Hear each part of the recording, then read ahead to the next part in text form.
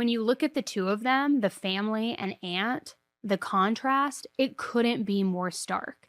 Phoebe's family was devastated and determined. Aunt was silent and satisfied, which that silence speaks volumes. Phoebe's family didn't buy the coroner's findings for a lot of reasons, too. The first being the injuries on her body. Yes, I mean, some of them lined up with her going down the chute, but others didn't match that scenario at all. And remember, the coroner said that there was no major trauma to her internal organs. But Phoebe also had a cut on her jaw, blunt force trauma to the left side of her head, severe enough to cause brain damage, and bruising that looked like finger marks wrapped around her right arm, her left wrist, and even her neck. Now, not one of those injuries, in my opinion, makes sense for a feet-first fall down a trash chute, especially the bruising around her neck. I mean, how in the world does that happen during a fall? How are you getting your own fingerprints wrapped around your neck? Like, come on. Yet somehow every single one of those injuries was completely glossed over. No real explanation, no breakdown, no analysis, just ignored. Now, the second major issue that the family had was the trash chute itself. Falling downstairs? Okay, sure. Tripping over a railing? Possible. But a trash chute? It's almost unheard of. So let's talk logistics for a second. Trash chute openings, especially in large apartment buildings, they are very small, very small. Most people do have to shove in a bag with all the force you possibly can to get it through the opening and make it into the chute. It's not this giant hole in the wall that somebody can easily slip into. It's not like a dumpster or something like that. And in fact, the chute in Phoebe's building, it was 21 inches wide and 11 inches high. It was also 40 inches off the ground, which, girl math, that's what, about 3.5 feet off the ground. And so you're telling me that she's going to climb in to a chute that's 3.5 feet off the ground, that is not even a foot tall, it's not even 2 feet wide, and squeeze her body through that?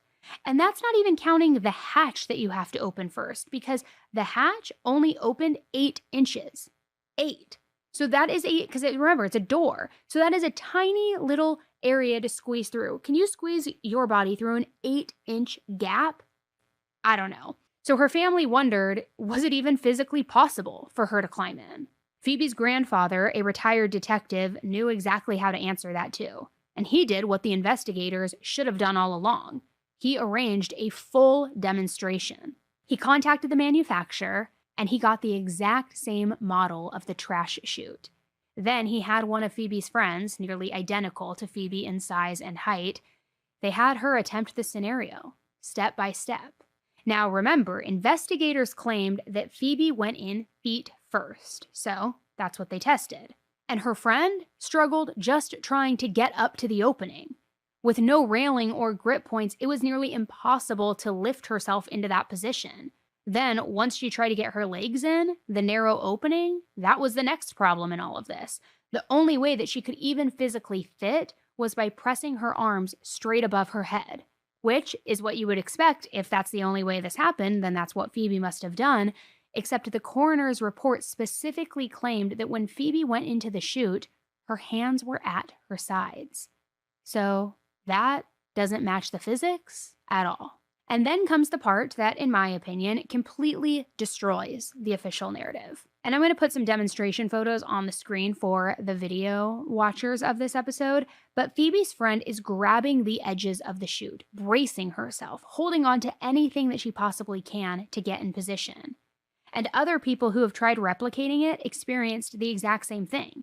You can even find tons of videos online of people attempting to climb into trash chutes. It's extremely difficult, it's awkward, and it is impossible to do without leaving fingerprints. Which that is the biggest takeaway. It's not just that climbing in is hard, it's that doing it cleanly, with no grip marks, no fingerprints, no evidence left behind, it's essentially impossible, which is why the family was so adamant. Nothing about the logistics added up with what the coroner claimed happened here.